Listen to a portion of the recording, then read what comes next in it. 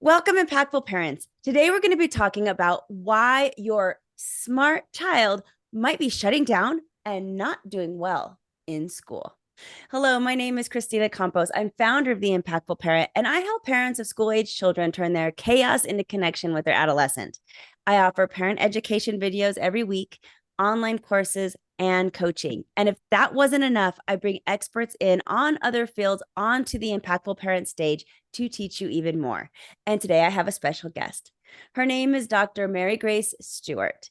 And Dr. Stewart is the founder of an organization called Ideal for Gifted. It's an online learning experience for children who are gifted and twice exceptional. Now, Dr. Stewart knows firsthand what gifted and talented children need, and she works with families to make sure that their children not only gets the best education that they can, but also so children can reach their full potential. And today, Dr. Stewart and I will be discussing what is gifted and what isn't giftedness. Plus, why some smart kids have behavior problems in school. So I'm excited to have this conversation and just want to say thank you to Dr. Stewart for being here.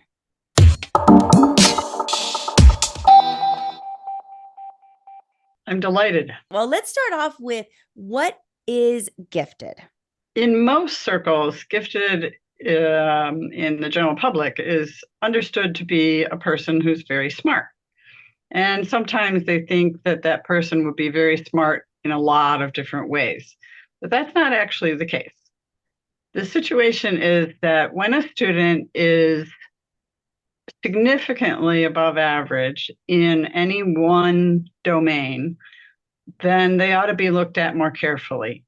And when we in the profession think about gifted students, we think about students who probably could function at a higher grade level in a subject, or, and this is very common, a student who is way outside the box.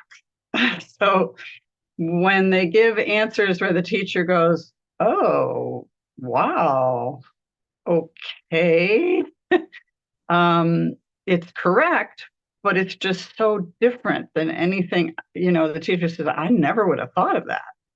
So they think outside the box, and they also have this phenomenon that occurs when they're doing something they're really interested in, the rest of the world just sort of falls away.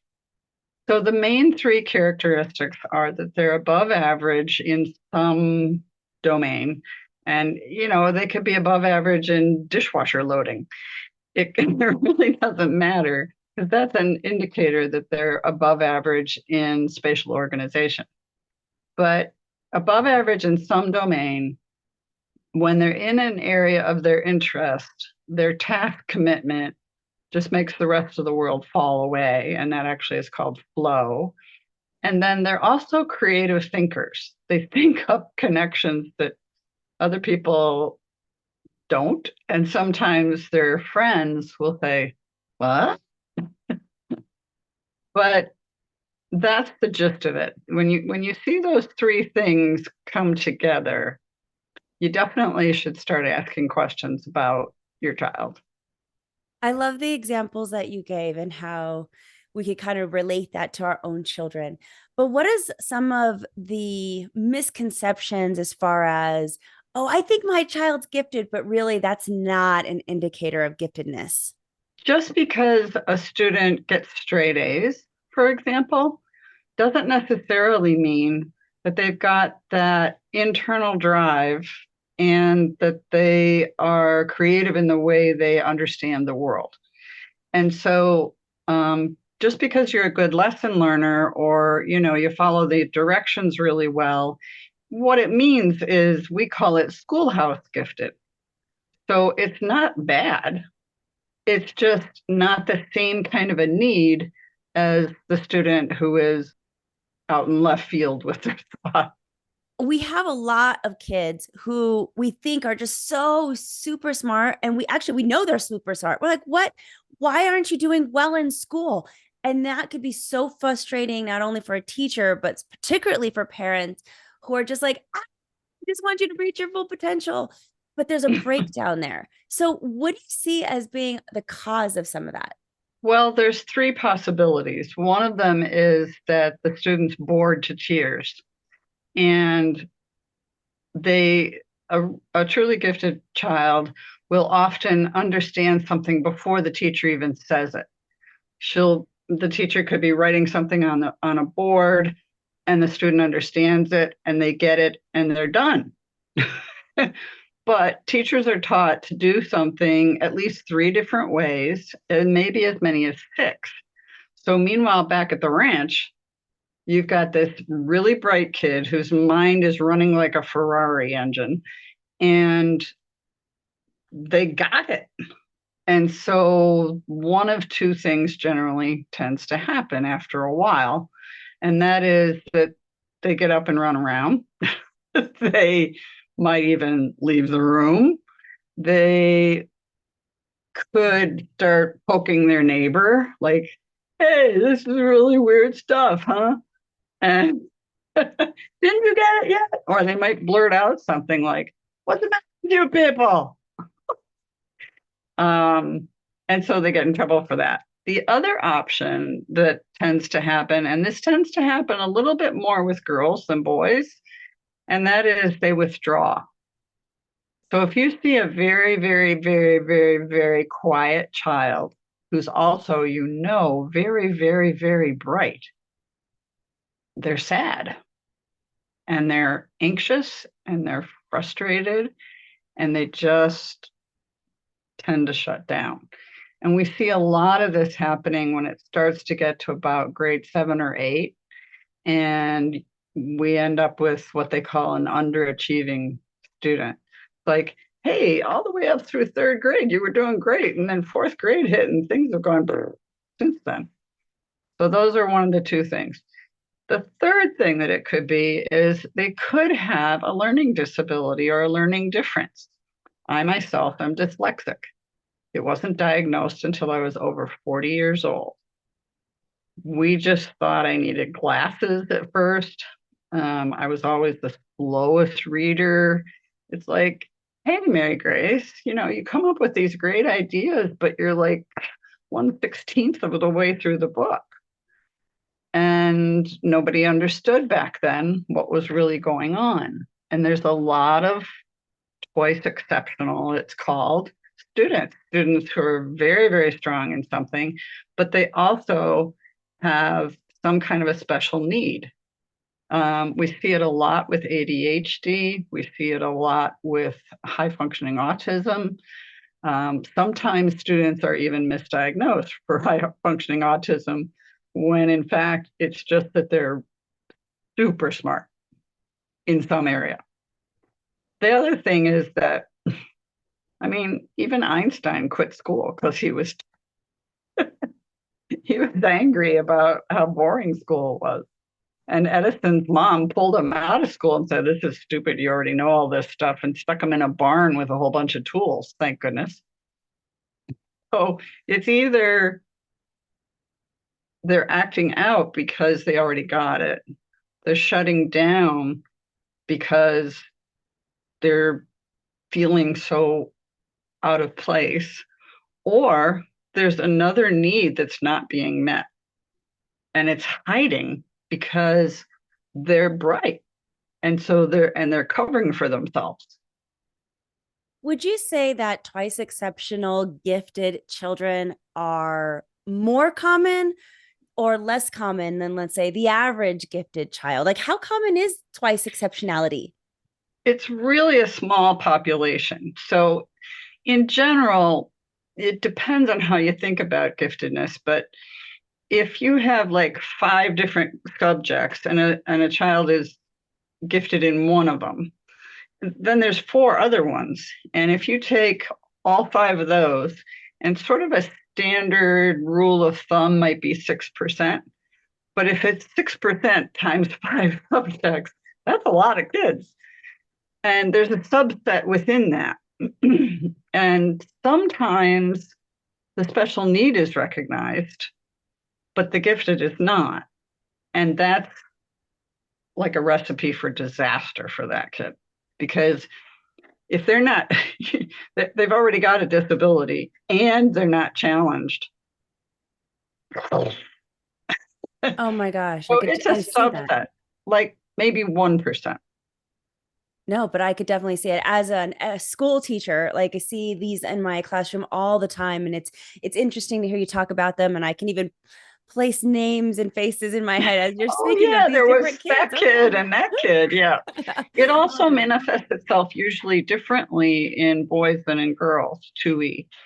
The girls are more likely to try to compensate. The boys are more likely to just get kicked, Mm, get angry, and they might shut down too, but for a different reason, or they might lash out yeah. because they're just it's kind of like if you could imagine to them, it's as if we're feeding them baby food and they're like 8 years old. Like, hello, I'd really like some steak. I love that analogy. And it just gives us a good example as parents of how that might feel so frustrating for a child in the classroom. So then tell me, what do gifted kids need inside the classroom? Well, there's a thing called zone of proximal development. And basically, if you think of the story of Goldilocks, it's not too hard, not too easy, just right. And it's difficult to do that in a classroom of like 25, 30. I actually had one class of 40 students 1 year. It's really, really, really difficult to do that. So the thing that usually works is for the student to go down the hall to the next grade up for whatever that subject is that they're really strong in. And that's hard for many school districts to cope with, um, for lots of reasons that are not really educational. Like, is it safe for a child who's 6 years old to walk down the hall to the other end? Or is it going to cause stigma for that child or for the other children? Are the other children going to feel bad because here comes this little guy and he's got it and I don't? So it's complicated. But if people are interested in that kind of thing, the University of Iowa has a center called the Bellenblanc Center. And within the Bellenblanc Center is the Acceleration Institute. And they've done over 30 years of um, research on thousands, like tens of thousands of kids. And the gist of it is most people think, well, it's socially harmful to put kids with older kids. But when they're on the playground, nobody worries about that. And once you're an adult, you know, you don't go to different jobs because of different age. So the finding is that in general, it's beneficial if the receiving teacher understands and is just nice about it. They don't have to really go out of their way. They're going to teach the same stuff. It's just they've got a younger person in the room. And sometimes that could be, if it's an extreme acceleration, like 2 or 3 years. I've actually had kids doing 4 years. That probably needs somebody special to work with them because for a 6-year-old to be in with 10-year-olds, it's just such a different dynamic. Have only been on the planet for 6 years. The other guys have got a lot more savvy. But for 1 year, the research is really good, and you don't have to do it, a whole grade. It doesn't have to be in everything. It can be just in the thing that the student is strong in. I'm glad that you're talking about this. I mean, ideally, our gifted kids would go to a gifted school so that they could be in the same level, the same grade Right, level as their peers, and then still get the challenges that they need. But in right. reality, most gifted kids can't either afford to get into a gifted school or they don't know about it or there's a lot of complication with gifted education as far as usually those kinds of schools, they don't provide transportation. You're Mm. expected to do a lot of donations with it because they're private. And so, Yeah. we're talking about the general public, the average mom and dad, they may not be able to go that direction for a child to go into Hmm. a specific gifted education school. So then they Right. fall upon this other alternative of working with the teacher and the school that they're already with. And Mhm. I'm wondering, when you're talking and I hear what you're saying where you can accelerate a child. I really like the idea of only accelerating them in the subject matter that they're very gifted in. But then you Mhm. also get some other kids who might just be gifted in a couple different subjects and need to skip a year. Okay. But now Mhm. if we're getting into skipping 2 or more years, I do see some issues social emotionally with these kids that are so much more immature social emotionally Right. than Right. their peers because they've been put into a classroom of older children and significantly older children. Because I'm going to Right. say 2 years skipping 2 grade levels, that's a Hmm. significant difference It is. in a child's social It, development. it can also be like if the child's in an elementary school and skipping a grade means that they're going to go to middle school, that's a whole different planet.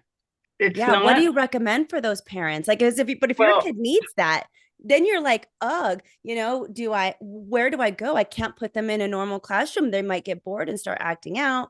And at the yeah, same time, do I put them into an older classroom? And now they're not quite socially ready for that either. So, what are just right. some things that you might recommend for that particular scenario? If it's 1 year, you probably don't have to do anything because new kids come into the school all the time and it's just another new kid. If it's what we call radical acceleration, which is really only one way to go, there really needs to be like a team that's behind it.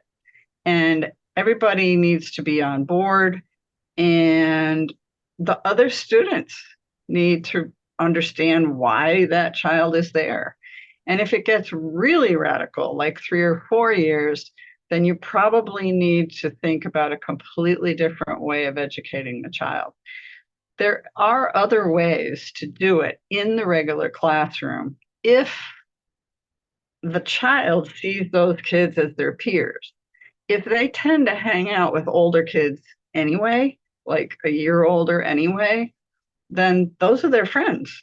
And nobody's going to notice the difference really. But, if they're 10 years old and they're in with 14-year-olds, they're definitely going to notice the difference, even if they're a tall 10-year-old. Um, so the alternatives are to pre-assess, and if instead of just starting and assuming everybody doesn't know, assume that some kids do know.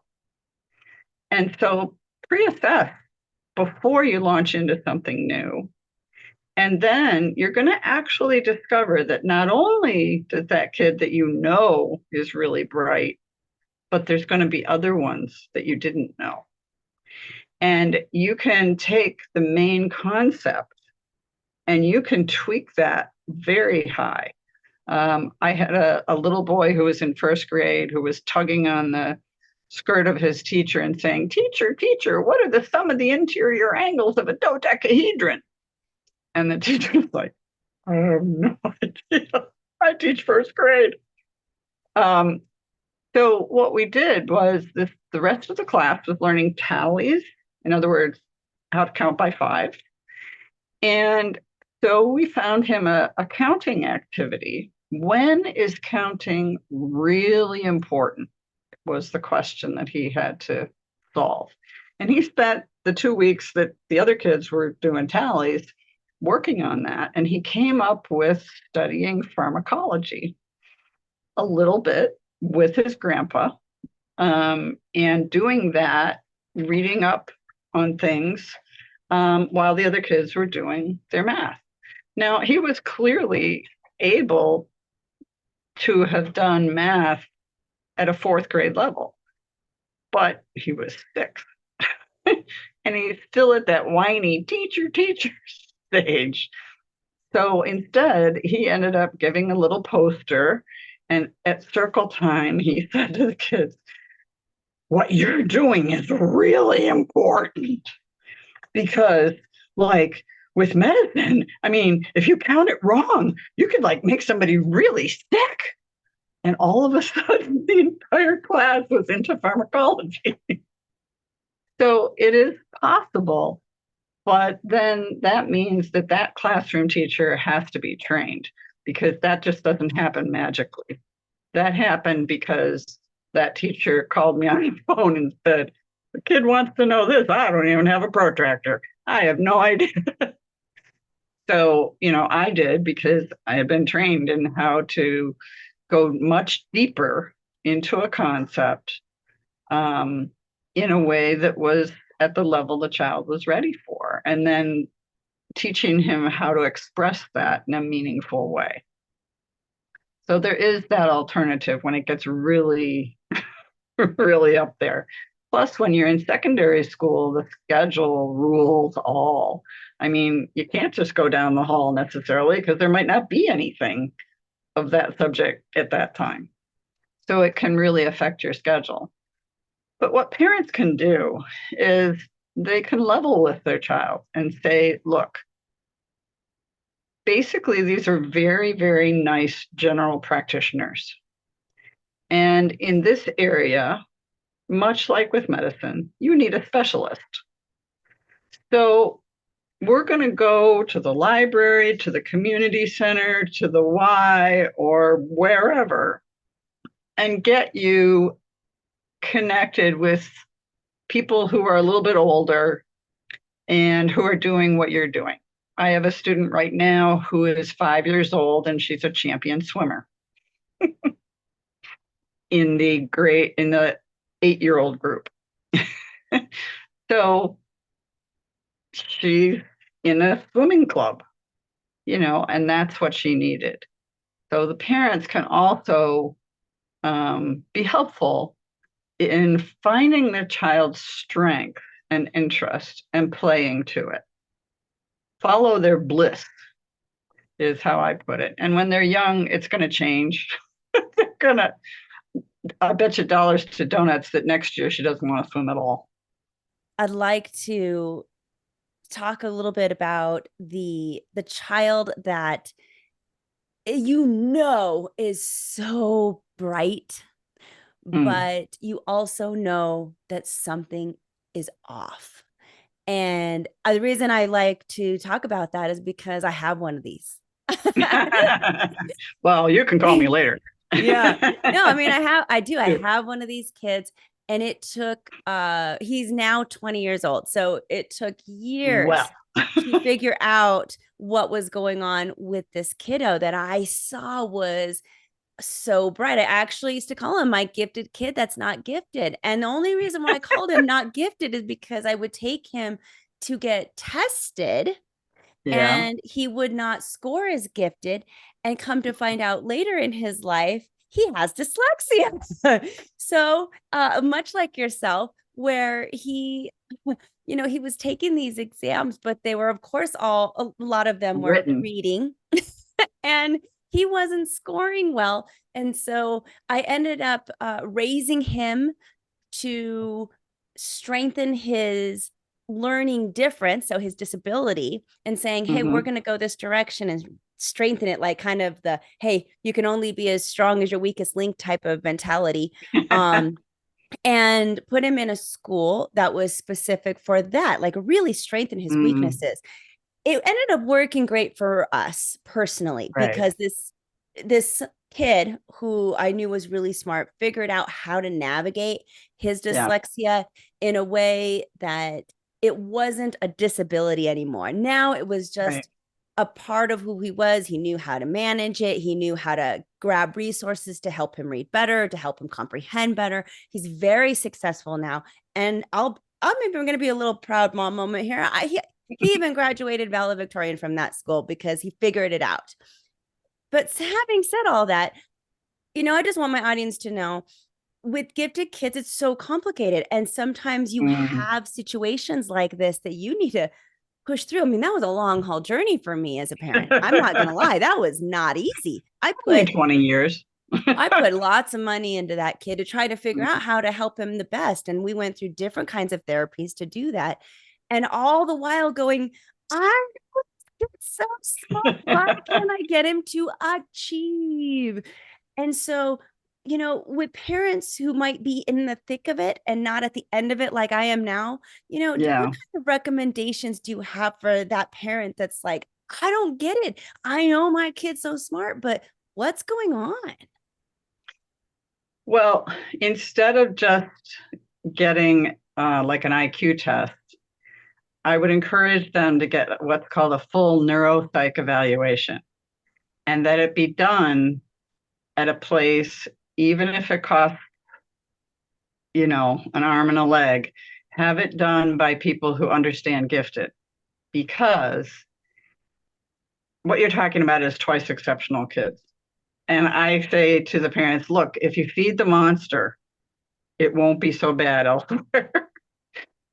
this is a this is a cognitive nutrition issue. They are starving in that area of their strength.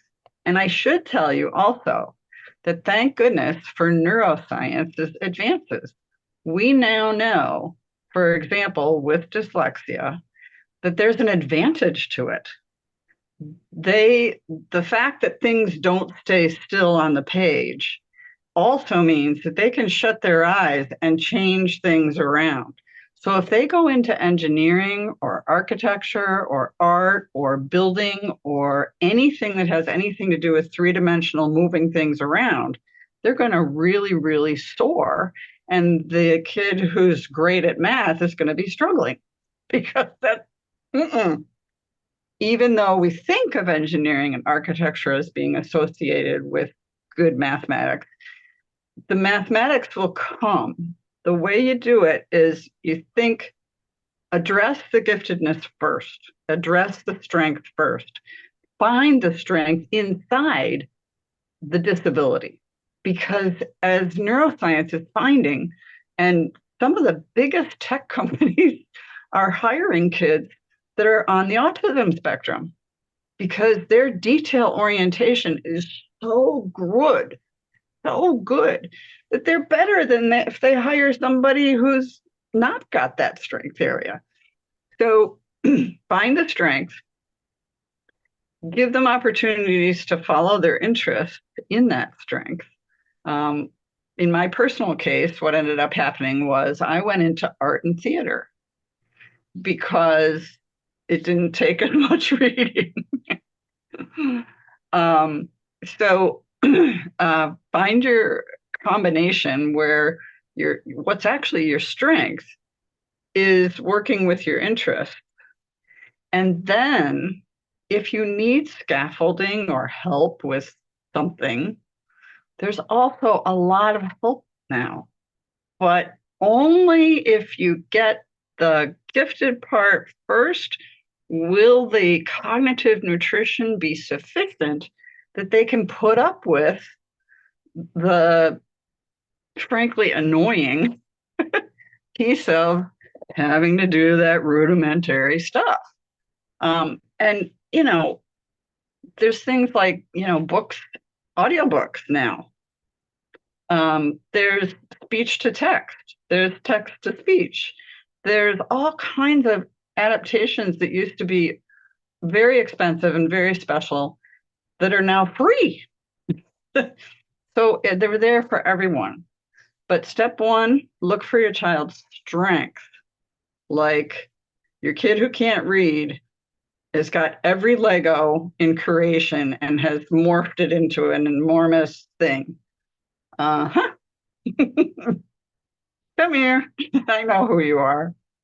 And you could have a kid who is very black and white. That's very common on the early autism spectrum. And they do things like I'm also a very bad speller, which goes along with being dyslexic. And so I tell kids, I'm a very bad speller. Please help me. And of course, my students who are on the spectrum will be great. They're great. Like, you missed an R. And they don't have any compunction about telling you you're wrong because I'm wrong. But in a regular classroom, when a student points out that a teacher did something incorrectly, the teacher may not like it so much. But if the teacher is cold, it's not that they're being rude, they're actually trying to help you out. Oh, this is their strength. They see detail. So take advantage of it. Yeah, it's all about letting their strengths and feeding their cognitive needs first, and then providing scaffolding of whatever type is needed for the special need. And that's even true in pretty extreme cases. So I still, if I have a regular book, I still have to use my finger word by word because my case is kind of extreme. But hey, I got my doctorate, you know, I got through it. I love It took that though, because you're a testament to how you can be twice exceptional and be very, very successful. And there's millions of people just like you. Like, and I yeah, don't want parents to be discouraged. Actually, I want them to have hope because it's really true. Like, there's no reason why your twice exceptional child cannot be not only super successful, they can earn a lot of money. They could, I mean, there's really the sky's the limit, like anybody else. my second daughter is earning more money than I will ever see because she's a data person. We've known since she was 3 years old and crawled up onto the chair that she was in love with computers. And that's been her thing. And she's what they call high functioning autism, and ADHD. But you put her onto some kind of computer problem, blow. Tell me more about Ideal for Gifted. And this is your business. Who does it serve? And just tell me about it. What do parents need to know? Ideal for Gifted is there for people like one kid we have in Oklahoma. He's identified as gifted. He's physically disabled. He was getting 45 minutes a week of what you might call thinking skill games. And that was it. That was not enough cognitive nutrition for this kid. And he's with us full time and he's very successful. And we do not put kids together by age. We put kids together by readiness. And you might see that that's our one rule, be nice. So it also teaches tolerance and appreciation for each other. And we have special times that are just like recess where they might play a jigsaw puzzle together online. They might play chess online. So they have a peer group. They're not alone. And that was the purpose. We're open to anybody who can reach us by internet and whose time zone doesn't conflict too much with the East Coast. So, some of our students are on the West Coast and they take classes in the afternoon. Our program is set up such that it can be a full-time school replacement, or it can be just a class at a time. If their public school lets them pop out at that time of day to do that one advanced class, that's all that needs to happen. And we're very, very, very aware of these kids' social emotional needs. It's lonely being 1% of anything. And so the fact that they at least have these peers that they can FaceTime with and write to and email, and they play chess online together. It's great. They have a community. And some of them, like we discovered that there was a New Jersey person and a New York person who actually lived just across the river from each other. So they've actually physically gotten together and they're like good buddies now. So the point of Ideal for Gifted was to bring gifted education to places and to people that wouldn't otherwise have it. And also, especially, to be sufficiently flexible and aware that we would be able to accept a lot of 2E issues. The fact is that giftedness is a huge range anyway. So when you're trained as a gifted education specialist, you're trained to do a lot of variations. Giftedness is very asynchronous. They could be great at basketball, but really horrible in social studies, and vice versa. And that's another thing, if somebody said, "Oh, I'm sorry, your kid will never be a basketball star," would you care? I mean, like, okay. If they say, your kid is never going to be able to read a book as fast as everybody else, does that upset you? Yeah. Why? Really, all it is that human beings have strengths and human beings have weaknesses.